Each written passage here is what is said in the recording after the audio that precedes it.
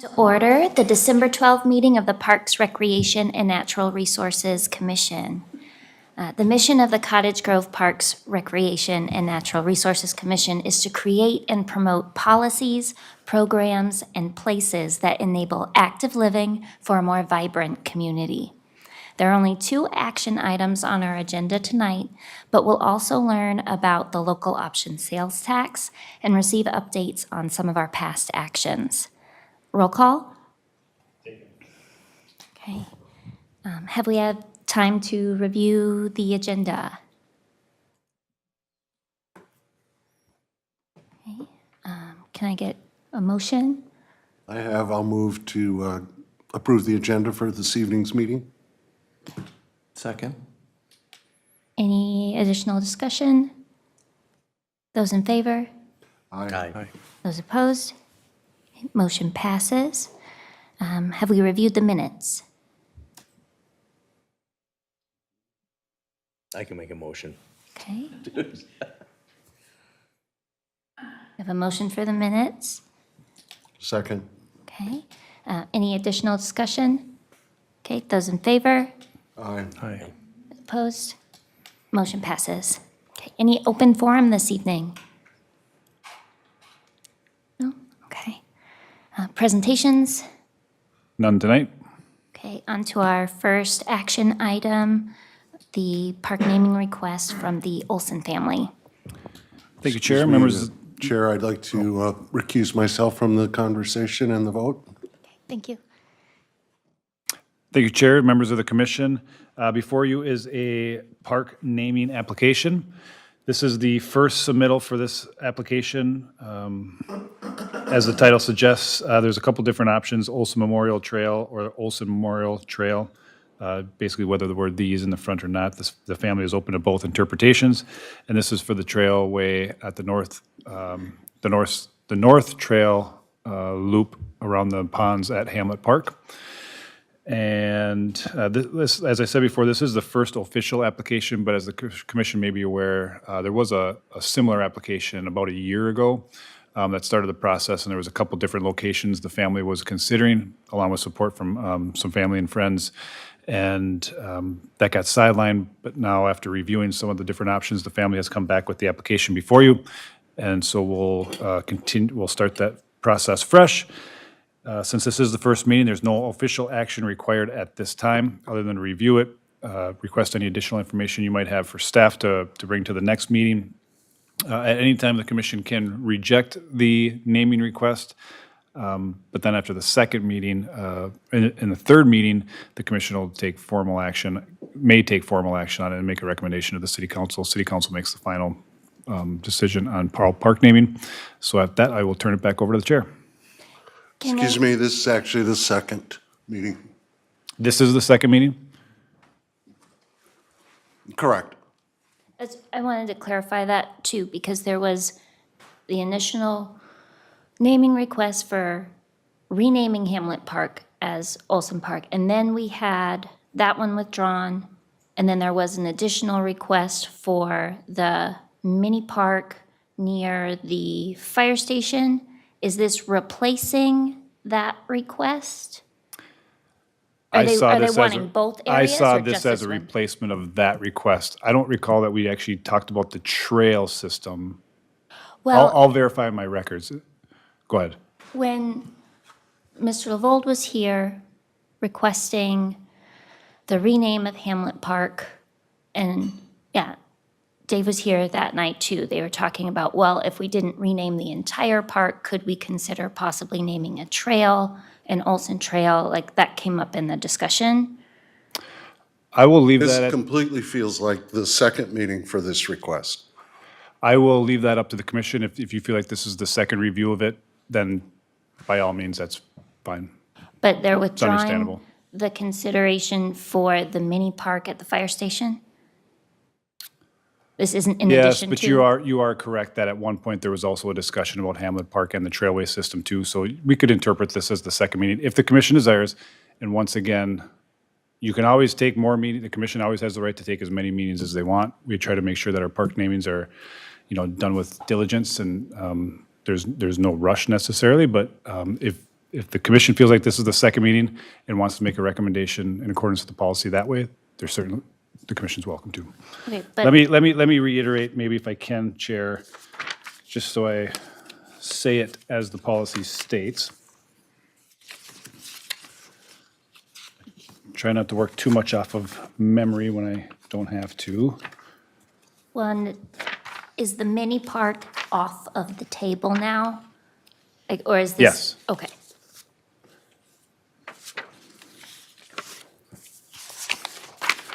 So, the policy states that at the initial meeting, the Parks, Recreation, Natural Resource Commission will discuss the merit of the names. If there's a list of potential names, they may add or delete or eliminate from the list at this time. No formal recommendation will be required. At the second meeting, staff will provide any information that was requested from the commission. If there's a list of names, that list should be narrowed to 3. No formal recommendation will be made after the second meeting.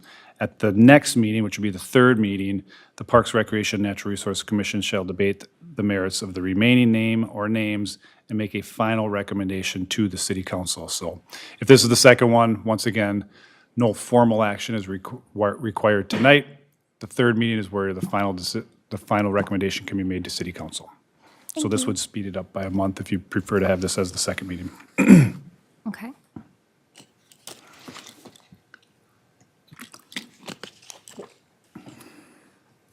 So do you need a motion before discussion, or do we just start talking? Typically a motion before discussion, yeah. Motion and second. I'll make a motion to, Discuss. yeah. So I That thought, second? oh, okay, never mind. A motion should be made towards the name, Naming, yeah. as, in response to. Yeah, because you can amend the motion later if you decide to change how Let's the. see what I have yeah. to say.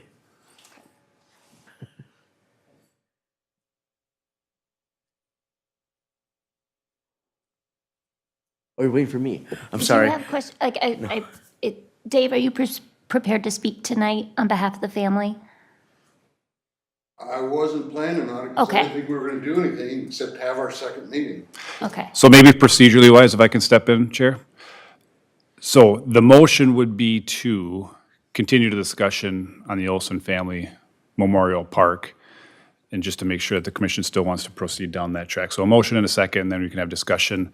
And yeah, there will be no formal recommendation at this, I mean, the action will be just to continue the discussion to the third meeting. Sorry, I should probably clarify that at the beginning.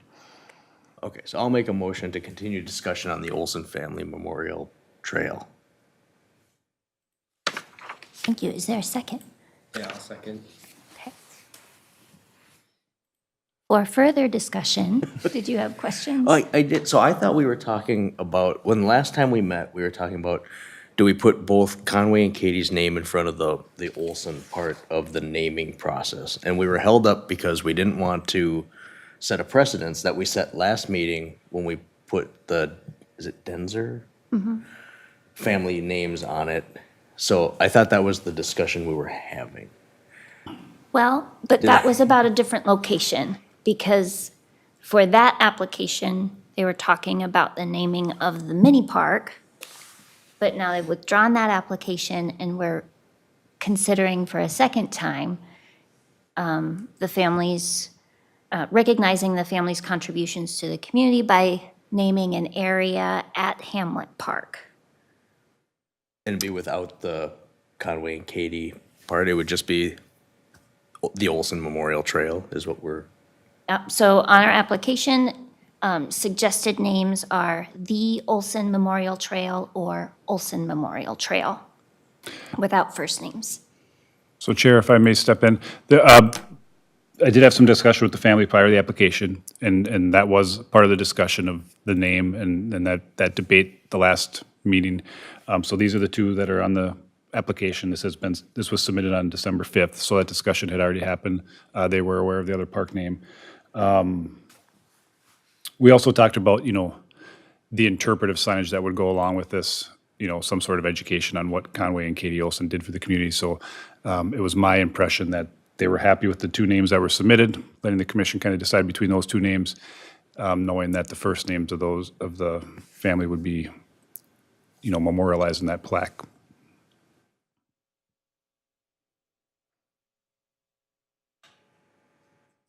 I'm good with it. All right, and we don't have to narrow down the list further at this point, so we can debate the merits of the word "the" at another time if we'd like to.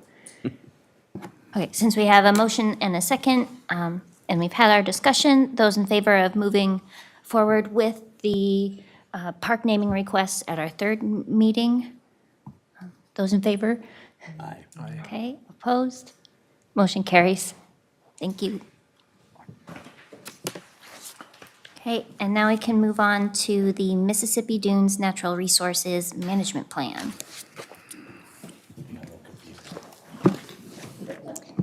Let our commissioner get reseated. All right. Mississippi Dunes Natural Resource Management Plan is a plan that we have to have in place essentially to capture some of the grant funding we have available from Washington County and the state of Minnesota. But it's also a great tool in assessing the quality of the land that's out there for environmental and water quality and things of that nature. So the commission reviewed two pretty in-depth studies last meeting. Oakwood Park and Woodridge Natural Resource Management Plans were both on there. Very similar format, same company operated, designed and submitted those. So that should be recognizable. I guess,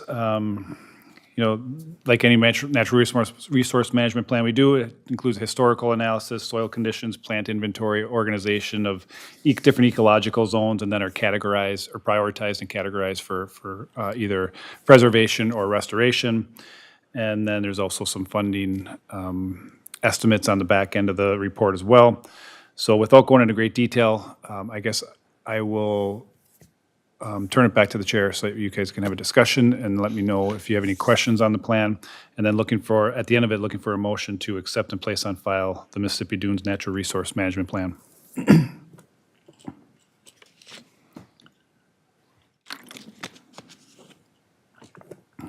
I really appreciated the emphasis on maintaining both natural areas for passive recreation and for environmental education, as these were really strong requests from community members when we talked about the development of this park. Something that I think could be helpful, in part due to the interest and the passion that community members have had for this project, is to start the neighborhood park webpage early. On our city webpage, we have links to each one of our neighborhood parks that provides an overview of what amenities are there, where they're located. If we started the Mississippi Dunes Park page now, we could include a document like this, allow anyone who is interested to learn about the steps that are being taken to protect some of the rare species that are on this site, and how we're preparing the park for the community to enjoy. So I'd like to ask if the Parks Department could consider starting maintenance of that page early to allow more information to be shared with the community. Chair, members of the commission, the answer is no and yes. No, because we don't own the property yet. Okay. But once we own, we wouldn't want people to assume it's a public property quite yet. But once we own it, I think it's a great idea, and we'll get it, and hopefully that happens soon. Once we get ownership of it, then we'll publish it and make a page for it. It's a good idea.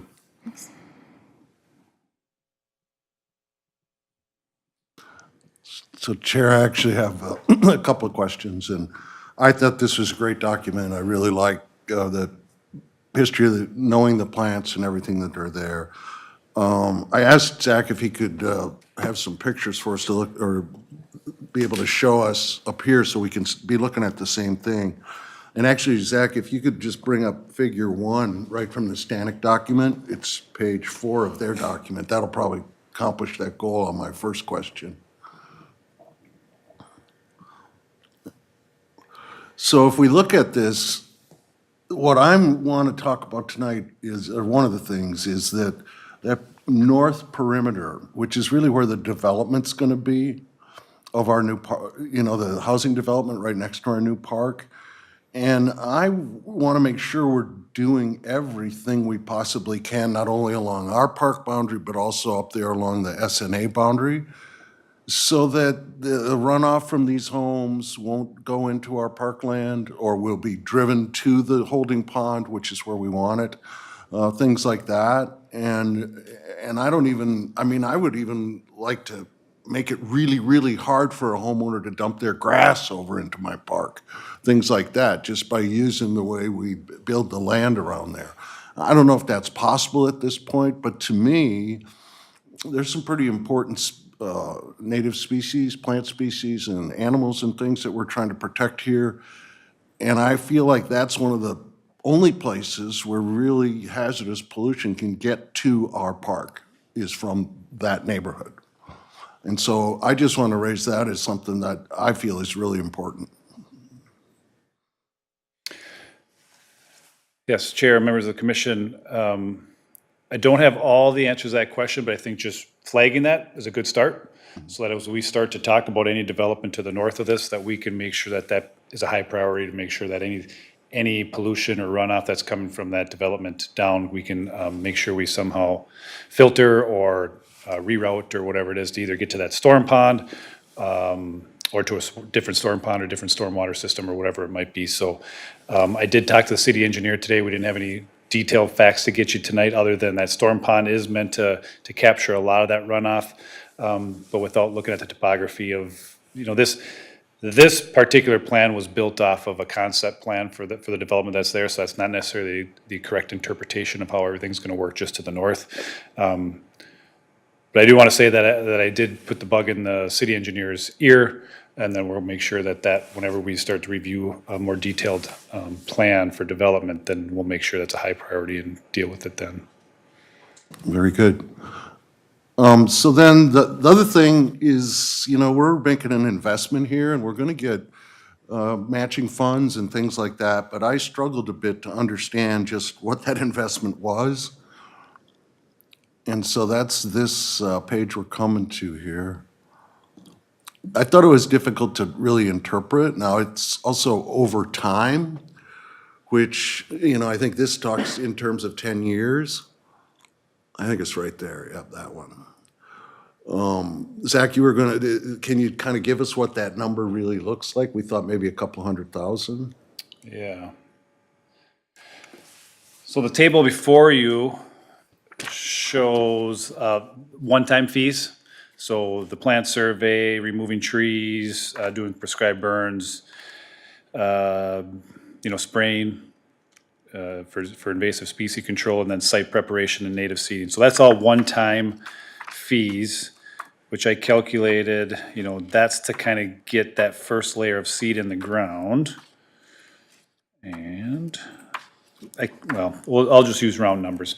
It was a little shy of $200,000 for restoration.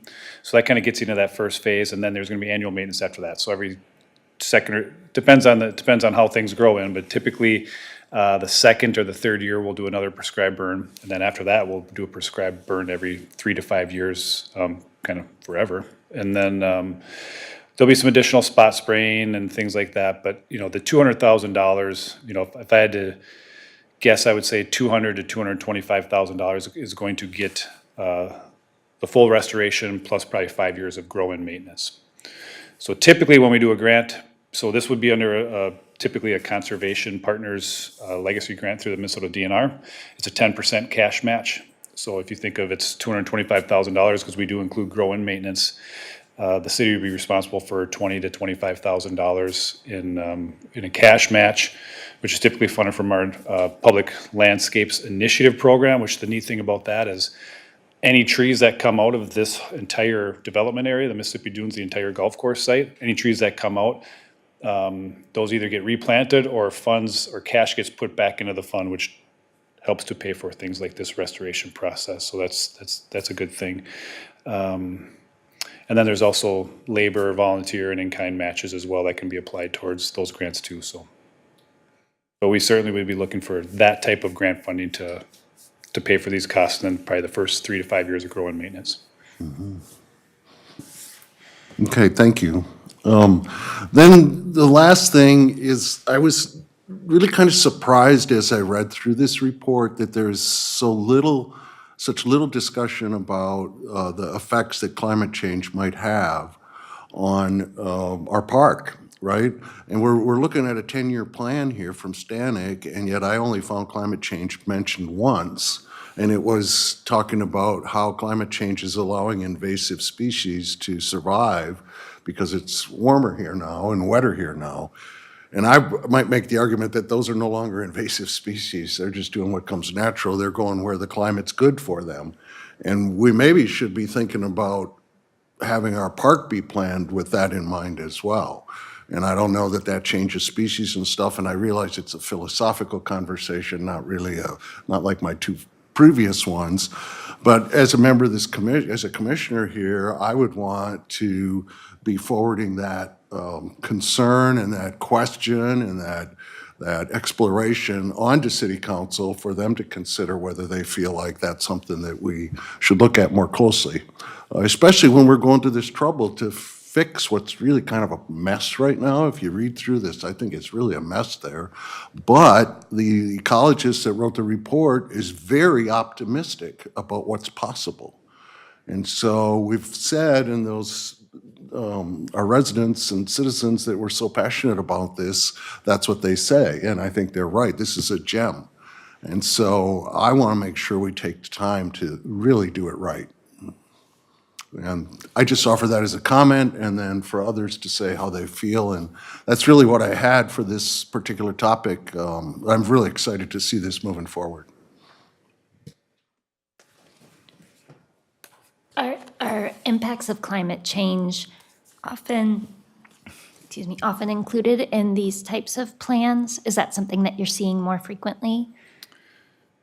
Yeah. Every ecologist is different, right? Everybody sees the science different, so I can't speak for how people interpret things different ways. But the species that are recommended today are different than species that were recommended 20 years ago. So things do change over time. I can't speak to what they want to put into here. I can certainly. I think it would be good if that's a concern of the commission to include that in the report that goes to the city council, because basically I take this report and I say that the Parks Commission had made recommendations with the following comments. So those are comments that I can include, and then ultimately we can drop those into the natural resource management plan if that's so desired. So that's certainly a reasonable request. And I guess I was kind of thinking that, like some of our other documents, is this more of a living document, whereas we experience changes over the next couple of years, we will also change the approach, like our response to it, whether it's storm damage or climate change? Yes, Chair, that's a great comment, and we, at the end of each year, we'll typically update this if there's been any activity. Obviously, if there's been no activity, we won't update it, but even if no activity happened for 10 years, we would go back through and do a plant survey. But in a typical program, we'll have this plan, we'll start the restoration preservation process, and then each year after that, we update that. So we include a list of everything we've done, what needs to be done, how to preserve it, what the long-term maintenance strategy is. So that typically happens on an annual basis until we feel like the site has, essentially matured into what the intended product looks like.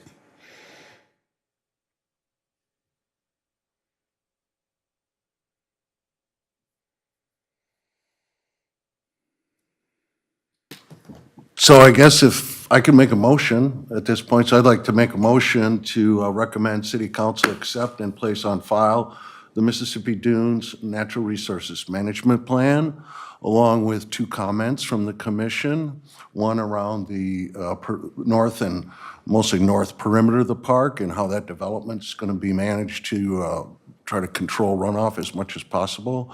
And second, that we ask City Council to take into consideration the effects climate change might have and make sure we're investing our money in the types of plants that will do well to the best of our ability to predict at this point.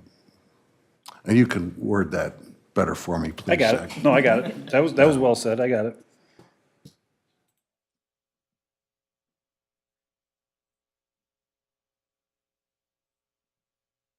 Okay, we have a motion. Do we have a second? Okay, thank you. Any additional discussion? Those in favor? Aye. Those opposed? Okay, motion carries.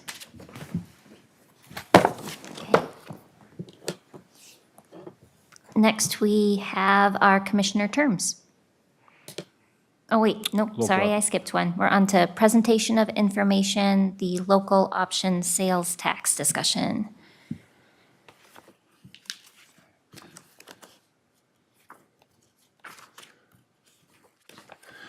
Thank you, Chair, members of the commission. We've been giving information to the commission throughout about the past year about the potential of a local option sales tax. So in this report, I've included where we're at today with that project. We've identified 5 projects, which is allowed by state legislature. I've included information on the actual local sales tax option process and also some examples of other community projects that have been submitted to the state legislature. I know there's a whole palette of them on there right now that are waiting for legislative action as well. But most importantly, I think, are the 5 projects that are being considered. These will be considered by City Council at a future strategic planning workshop, most likely in January. The 5 projects include Hamlet Park improvements, River Oaks improvements, Still Ponds Park development, the Mississippi Dunes Park development, and then a future East Ravine Park acquisition and development project east of County Road 19. So those concept designs are all included for your review, minus the future East Ravine Park, because we haven't quite figured out exactly where that park's going to land. So we didn't want to publish that one quite yet, but we're still working on that. So the concept designs are rendered. The estimates are still being calculated. I don't believe I included those with, I did include those with those projects, but just please note that the East Ravine Park is not complete. So the other ones are, those estimates are complete. And then we'll be looking to bring this back to, like I said, the City Council in January for review. So looking to see if the commission has any feedback on those plans.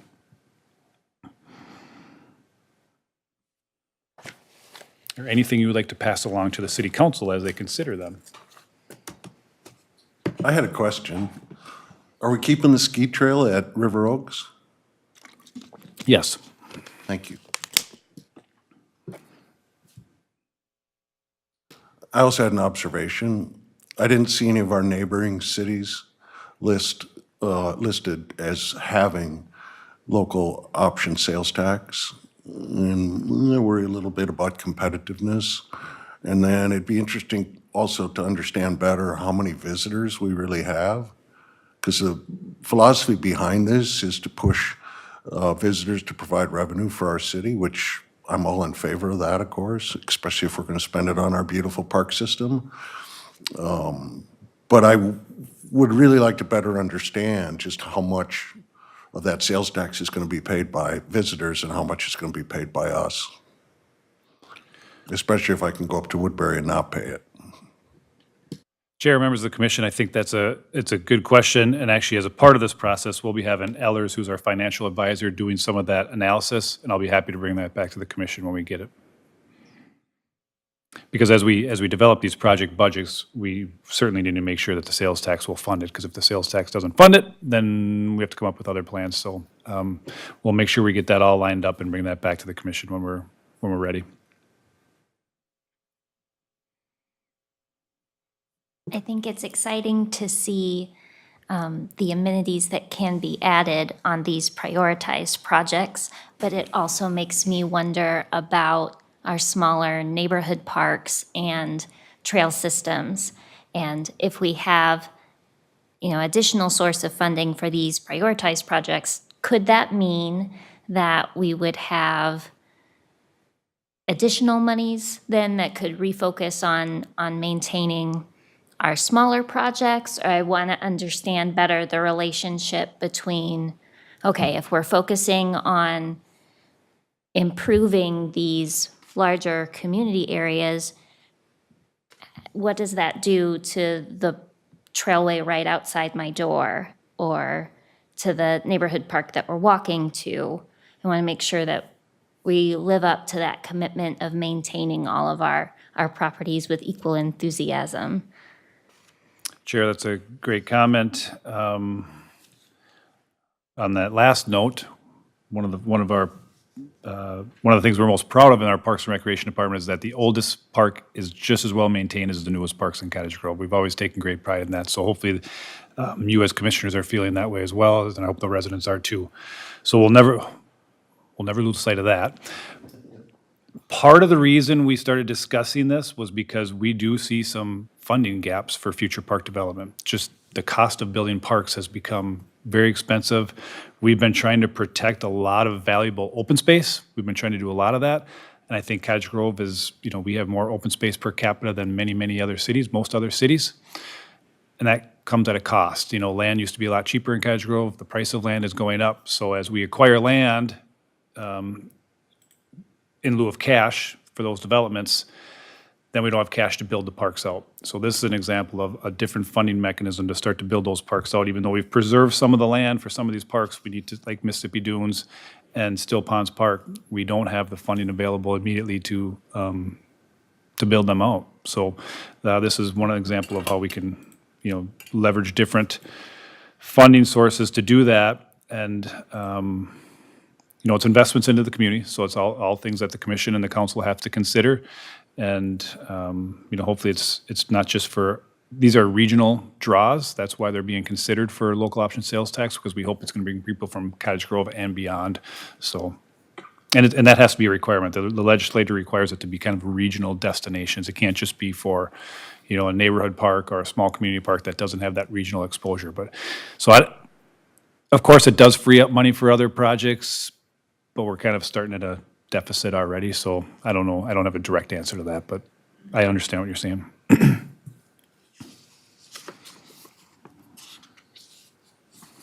have a quick question. When these local option sales tax options are put in place, how long do they typically stay in place? Until the projects are funded, or is it a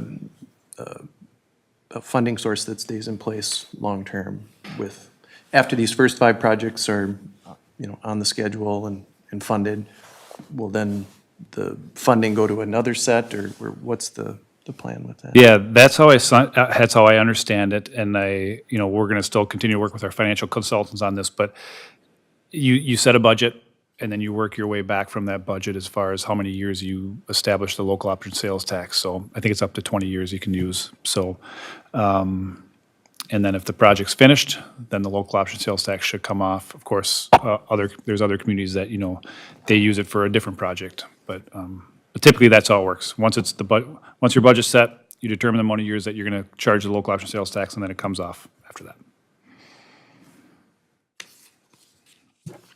It's a good question, and I'll bring back more information the next time around.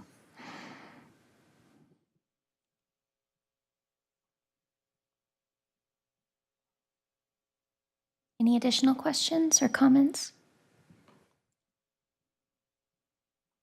Okay.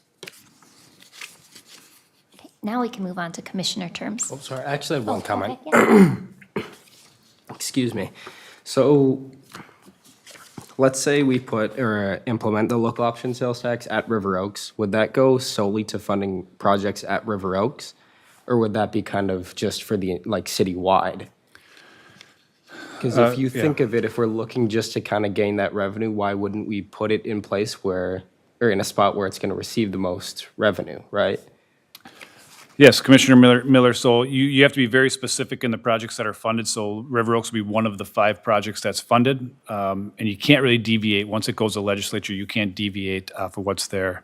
So we would be funding all 5 projects. And after that, you can't deviate from that. You can only fund those 5 projects. And just to clarify, the sales tax would be applicable to all sales within the community. Yep. So it's not at, just things being sold at the ice arena or just things being sold at River Oaks. It would be a sales tax applicable to kind of citywide. And that's why it has to go through the state legislature. Including internet sales, which I'm not exactly sure how that works, but I know it's including internet sales. Because somehow that gets applied back to your community's taxes, so. So one more prevalent example of this might be the 0.015% or whatever the number was, that the tax that Minneapolis implemented when they built the new stadium, with the idea being the people who are down there shopping and going to the restaurants are the ones using the stadium. And so I think they had a special taxing district specifically for that, X amount of blocks around the stadium, and it was just to fund that one project. And the Washington County also has their legacy funding, which helped pay for Mississippi Dunes property. That's a sales tax as well.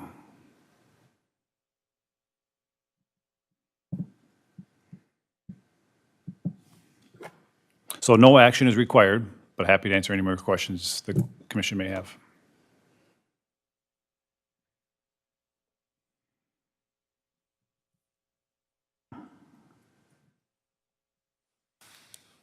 Now we can talk about commissioner terms. Right. Thank you, Chair. Members of the commission, just wanted to update the commission on where everybody's at with their terms. Nobody's terms are expiring this coming year, so that's a good thing.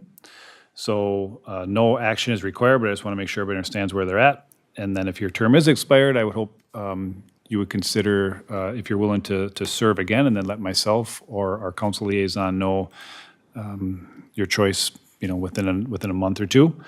So that if you are leaving, we can look for a new commissioner. As you can see, we'll have, although no terms are expiring, we are still looking for one more youth commissioner. So if you have a youth commissioner in mind, get those applications in. Oh, I should say, we have a commissioner that's leaving us, unfortunately. Commissioner Williams is moving out of state. So we will be looking for another commissioner to fill her role as well.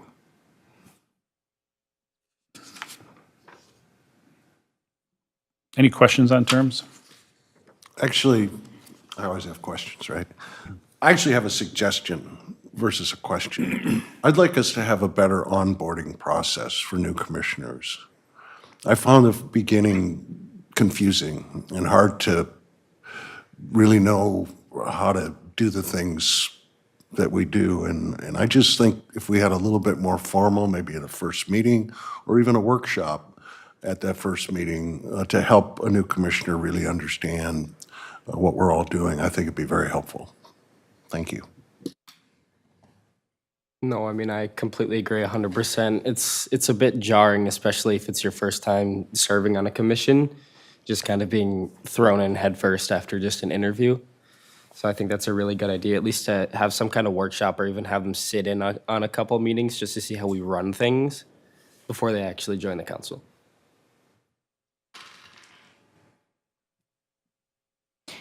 In addition to being able to sit in on a couple of meetings, what other things would be helpful for the onboarding process? I just think sitting together with experienced commissioners and maybe take the previous meeting's agenda and go through it and just talk about what we do here. Because it's most effective if all of us are talking. And eventually, as we get to know each other, if we start to disagree with one another, it's even more effective, right? But it's just sort of hard to get rolling, I found. And I'm not exactly a shrinking violet, so I'm not sure what exactly it should all entail, but I feel like it could be helpful. But it could include things like how to access our meeting notes, download past agendas and things if you're interested in our previous activities. And even, I'm sorry, Chair, but even what does it mean when it's an action item in the agenda? What will we do about those action items? Or what does it mean when it's a presentation of information? What will we as a group want to do about the presentation of that information or action, excuse me, action updates? Pardon me. And there's things we do all the time, like park equipment. Well, we could explain what that's like, maybe even show some pictures, so that the first time person's looking at park equipment, they're not going, okay, what? I feel like that would be helpful. I'm taking notes. I appreciate that help because, you know, you do it for 20 years, you kind of get on, you assume everybody knows as much or more than you sometimes, but no, I appreciate that. And onboarding is very important, and I want to make sure commissioners hit the ground running. So I'll put some things together, and I think, you know, just having that workshop the first time you get a new commissioner is probably a great idea. I know Commissioner Waterman came in right in the middle of our work plan, which is probably daunting too, like, okay, where do I fit in on this? I don't know, you know, not knowing the history of how things work. So everybody comes in at a different time sometimes. So just a workshop so that they can have some folks to answer, ask questions freely and get some answers would be helpful. So, Well, and we all get to know each other at a workshop setting like that. yep, Yep. thank you. Yeah, if you wanted to put together the notes that you were just taking, we could kind of have an opportunity to review that maybe at our next meeting so that we have time to kind of process and think of other things that might be helpful to include. For sure. I remember being really confused when I started to, it's been a few years, so it's kind of hard to recall, but yeah, I'd appreciate some time to review that also. Yeah, I'll I put our, like Commissioner, I'm sorry, I can't, but jarring is very good word. Yeah. Because you're excited, you want to be effective and stuff, and then all of a sudden it's like, whoa, turn the lights down. yeah. Well, and that could be effective in sharing with community members too, so they have an idea of what to expect if they'd like to apply for a commission for the first time. Yes, commissioners, I'll include, you know, kind of some of the promotional information we have, which includes kind of that summary of the position. And then we obviously have the welcoming packet, which is, you know, 6 or 7 pages of information, which maybe that's too much, I don't know. But I'll include that, and then I'll include some of your notes, and then maybe we'll workshop on that. And maybe if any other commission has an onboarding, like a formal onboarding process that they use right now, that we could take a look at. You bet.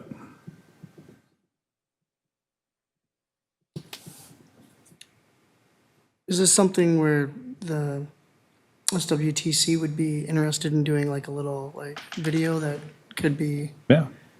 Could look at it. uploaded to YouTube or whatever so that people can kind of, you know, kind of go search it out and kind of, you know, kind of have like an orientation type video, maybe in the spirit of some sort of parody, maybe, you know, something a little cheeky for the city. We've done a few, but it's been a while, so yeah, some of that marketing stuff would be good.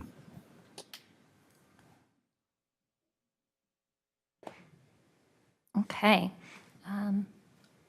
Moving on to action updates. So I'll go through the 4 action updates I have listed on the agenda. The Glacial Valley Park Building, the commission got to review the design. That did go to bid. Bids closed last Tuesday. The bids did come in just below the construction manager's estimate. So the construction manager's putting in their letter, or they're reviewing all the bids, making sure all the bonding and the certificates of insurance are in place.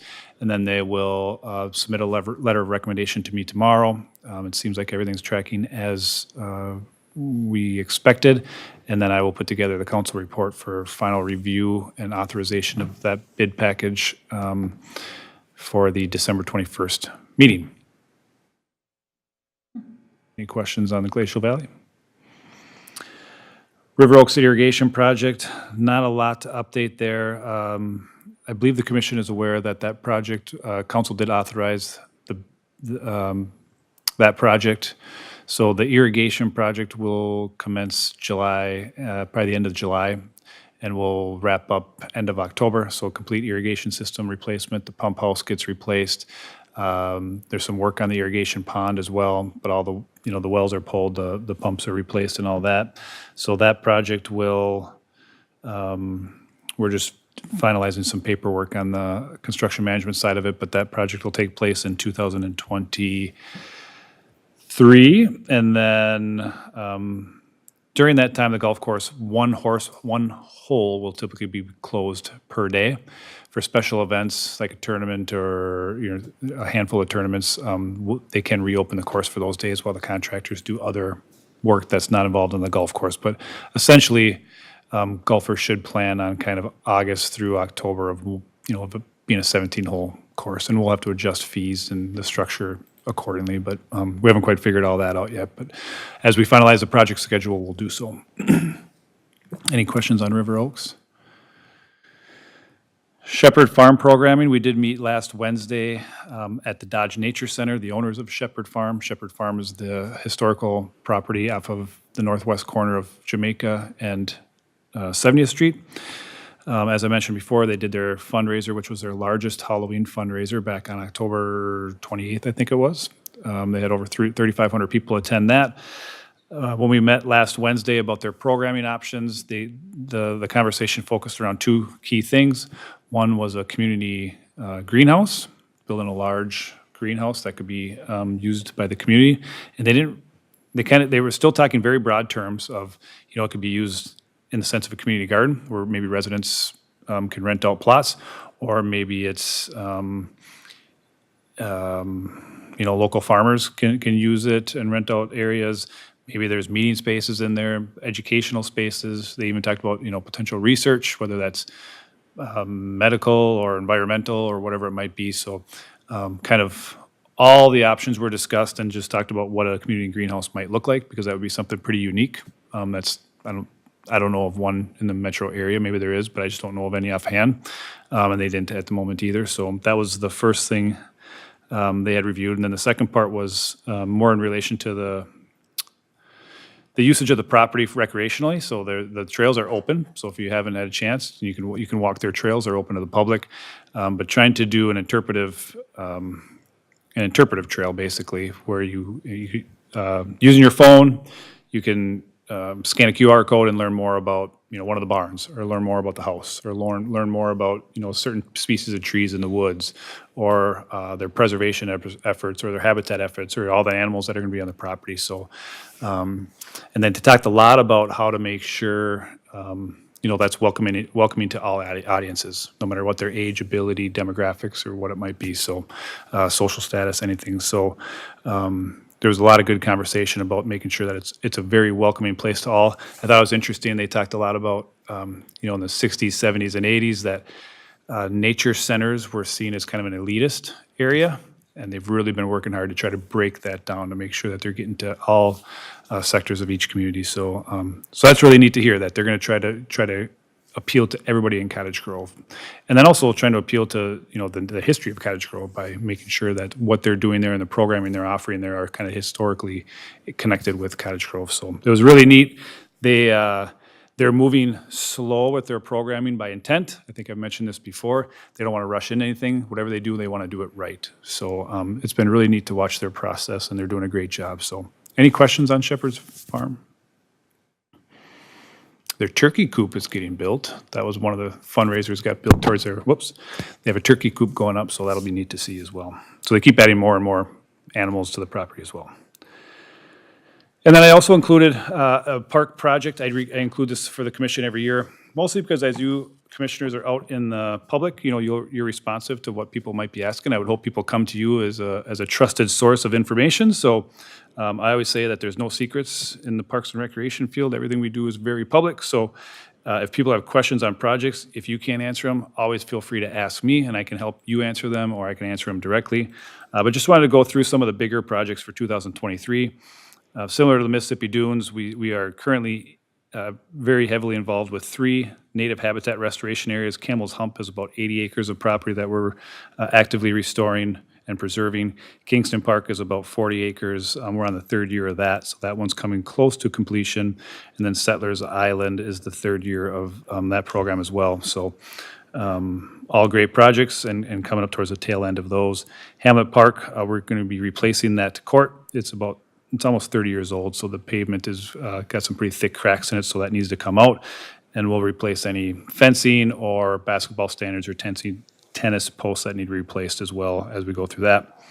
Pine Tree Valley Park, we'll replace the rink lighting and converting that to LED. Those are old wood posts, so it'll be good to get rid of those. And actually, we lost one to a storm a couple of years ago, so and we'll convert all those to LED, which is good, good for energy savings. The bike park will be adding a picnic shelter and improving the landscaping, particularly around the berms, where it's kind of the weeds have taken over and the woody species have taken over, and there's a rain garden there we want to restore. So doing a lot of work up there. And the picnic shelter, just because the use is really, it's more than I think we probably ever expected. So giving places for shade and retreat, especially for the parents who like to read books while their kids bike around. Brake Farms Dog Park, they want to do some small dog area enrichment, so some, jumps or climbs or whatever it might be. And then also doing some drainage correction down on I guess it'd be the south side of the park. There's some drainage issue where it's building up, silt is building up against the fence, so they want to get that corrected. Playground improvements, the commission talked about that at the last month. Peter Thompson Park, Ideal, and Pine Tree Pond parks will all get replaced. Last year, we talked about Highlands Park. Just because of manufacturing issues, we didn't get that replaced last summer, but that should be available next spring. Still Ponds Park, we will start the trail system development. It'll be essentially just the rock trail or mowed trails. We won't have any, we do have some paved trails on the south end there that are connected to the housing development, but what we're gonna try to start to carve in, or cut in some natural trails to get people up to the small lake up there. Glacial Valley Park, if you drive by, it continues to change. I see the ice rink boards showed up today, so they're starting to put in the ice rink boards up there. And the rink lights are up there, so there's still a lot of work to do next spring, but we're at the final stages. So hopefully by the end of, or by Memorial Day, next spring, we'll be done with Glacial Valley Park. River Oaks, talked about the irrigation system replacement, and then potential new park additions. I just kind of listed some of those park additions that, depending on housing development, could occur. Any questions on any of those? Thank you.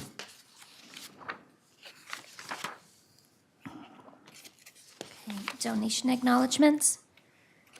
None tonight. And we have staff reports and educational materials in our packets. We do have the park maintenance staff report for your review. Otherwise, I can answer any questions you might have.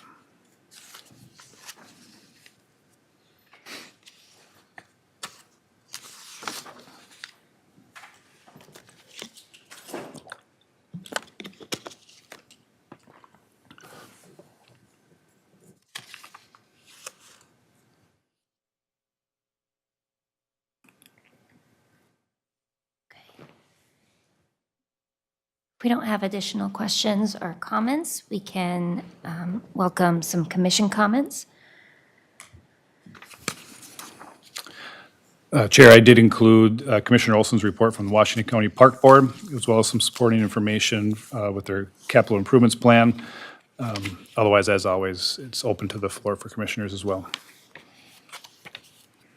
I really liked seeing the visitor survey from Washington County Parks to learn more about the differences they're seeing in population in terms of visitors, especially return visitors. So thank you for including that for us. You're welcome. It was a really interesting discussion. One of the most interesting things is that actually drives financing from Met Council to the counties. So it's important. There has not been a meeting since, that meeting was actually before our last one, and we haven't had one since then. So hopefully by February, I'll have another meeting to report on.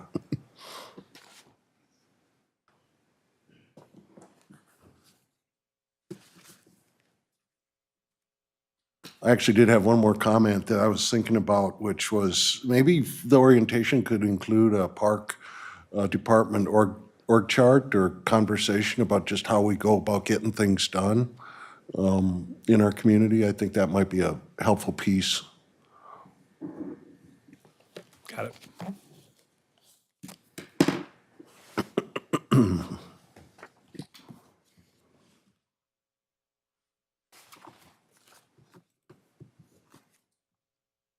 Next, we have council comments. Excuse me. Good evening. I recognize a few of you from the holiday train event, so I'm glad everyone got to make it here. Hopefully everyone's staying warm. I just wanted to recap some of the things that council has approved in our last few meetings. Zach touched on a few. If we go back to our November second meeting, we had the park building plans were approved and specifications sent out for bid. And as he had said, we've got those back and we're verifying that information. In addition to that, we authorized a resolution to apply for a Minnesota Department of Natural Resources grant in the amount of $300,000 to be used towards the development of the Olson Park project. Probably still waiting to hear back on that, but that's something that the council has moved forward as well. And then on our November 16th meeting, the River Oaks irrigation bid, as Zach had said, we're moving forward with that, and we're hoping for a minimal amount of interruption to service during our golf sessions here next summer. And then moving to our most recent meeting, we accept and place on file the Oakwood Park and Woodridge Park Natural Resources Management Plans. In addition to that, we approved the permanent trail easement at Glacial Valley Park between the Washington County Watershed District and the city. So as that trail system continues to develop out, we'll have more miles of usable trail, which is great. And then lastly, from that meeting, the service agreement with, to replace the construction equipment at Peter Thompson Park Playground. So it seems like every meeting we have a few park items on our agenda. You guys are doing really great work. And as development continues, we're gonna see more neighborhood parks come online as well. And I know that that's a real point of pride, especially talking to constituents at some of our most recent events. That's something that comes up quite often, is our great park and trail system. So thank you, guys. Do you guys have any questions for council? Well, continue to do good things. That's all I've got. Thank you. I'll move to adjourn.